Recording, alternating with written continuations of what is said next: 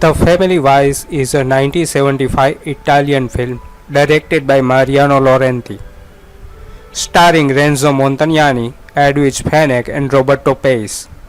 The film is an Italian-style comedy, a cinematic subgenre with romantic background that was very popular at the time.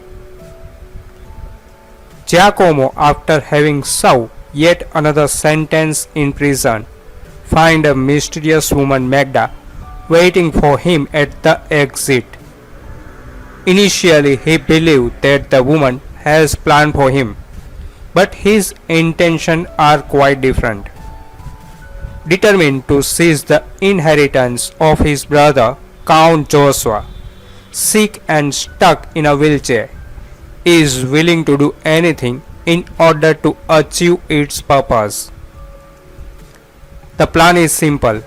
We need to discredit in the eye of his brother's wife Ines, who married him for interest and has a history that is not exactly clear.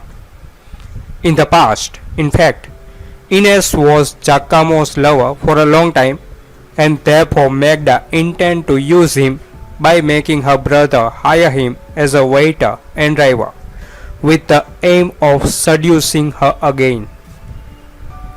She is convinced that Joshua, once he discovers the betrayal, he will expel his wife from the will, and since he has never had children, the inheritance will go to her.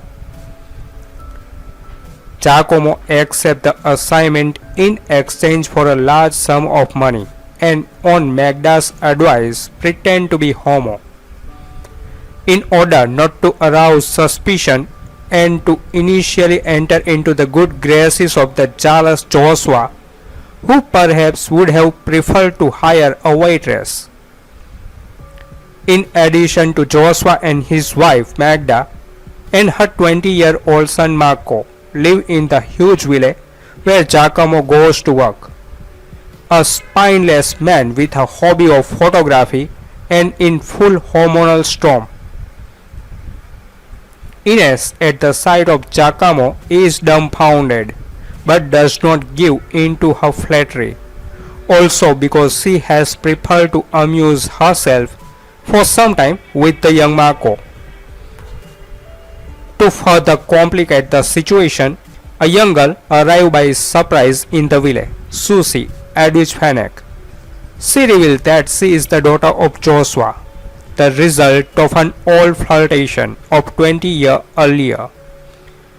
The presence of a conspicuous mole on the backside, a typical distinctive element of the family, leave no room for doubt. Here is another pretender to the inheritance. From this moment on, a no-hold-barred war begins, based on deception and dangerous seduction. Fenech discovers Ines and Giacomo flirting and blackmail them. Magda pretends the kidnapping of her son Marco to extort a ransom of 10 billion. Joshua discovers that Giacomo is not homo and hires a new maid. It is Marisa, former prostitute and historical companion of Giacomo. This amusing film with a high erotic content professionally directed by the very reliable Mariano Laurenti could probably be summed up in two simple words: snake relatives. In fact, the interest of an entire family nucleus revolves around the inheritance of a slightly battered but still alive count, whose members are willing to do anything to take possession of it, naturally without contemplating division with other relatives. Undoubtedly a nice little family, as Gigi Ballista ironically described it in the sub-final The Beautiful Italian Families. The misunderstandings and gags are countless, and the female cast is one that makes the vein and wrist tremble. Edwige Fenech, Susan Scott, Juliette Maynil and Orchidia De Santis. On the male side, however, the interpretation of an amazing Renzo Montagnani and the aforementioned and excellent Gigi Ballista in the role of the old holder of the heritage on which everyone would like to get their hand.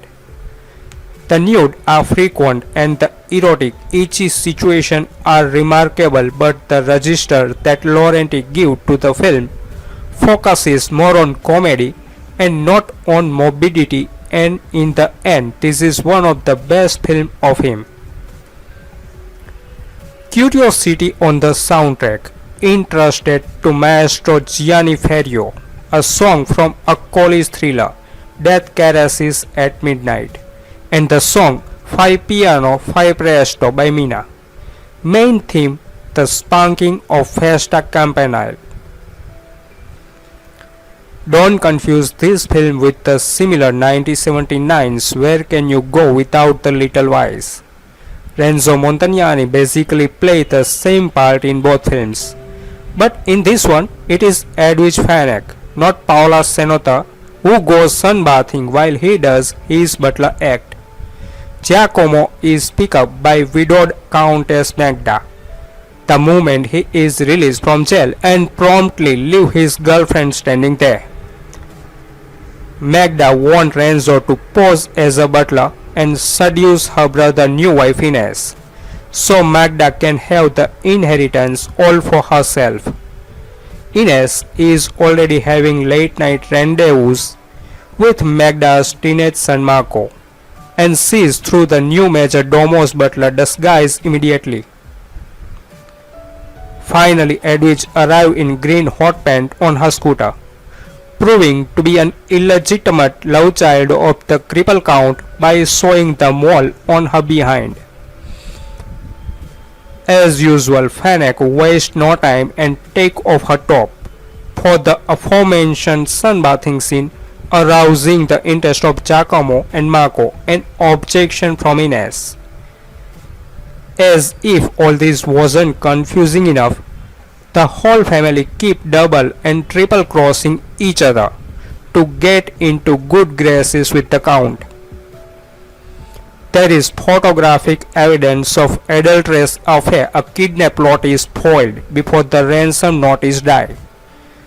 The blonde girlfriend from the start is suddenly the new maid, and a young cook who only appears once or twice in the background suddenly move in to seduce Edwidge into a love encounter.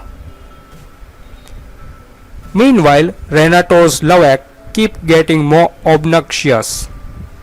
When the time comes to go into the accusing parlor for the not so surprising final will and testament, most viewers will have stopped caring about this character already.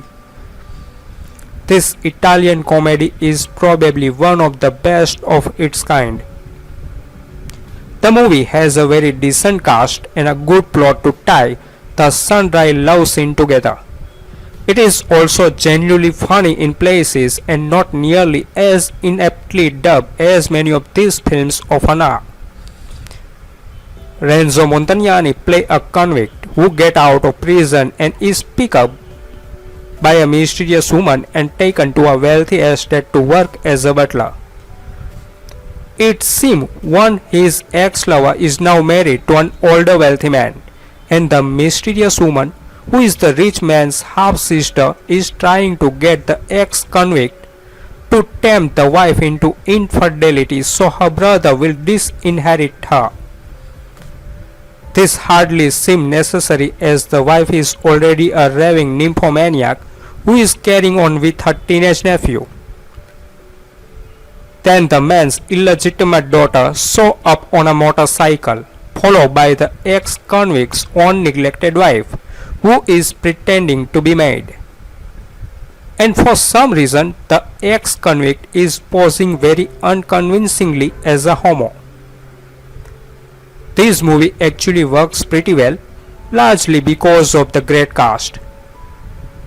It's a little hard to buy the overweight, hirsute Renzo Montagnani as a stud, shot after by the like of Fenech, Navarro and De Santis. But he is definitely one the better Italian comedian of the era, and always an entertaining presence in this kind of films. Fennec, as usual, can't keep her top on, and Navarro can't keep her top or bottom on. DeSantis remain a little less exposed, but is nevertheless featured in the standard low-angle shot, while standing on a tall ladder scene made iconic in Italian comedy of the era by Laura Antonelli. All three women are good in their respective role though, and amidst all the love, romance, affair and rebel comedy, the movie ended up being a pretty effective satire of self-absorbed Italian bourgeoisie. These films are kind of an acquired taste, of course, but if you like them in general, you will definitely want to check out this one. Clever and funny comedy in which what seemed the most naive of everyone turned out to be a mastermind who managed to steal the loot. Movie that pushes a lot on the sensuality of the actresses and on a very simple, almost zany comedy.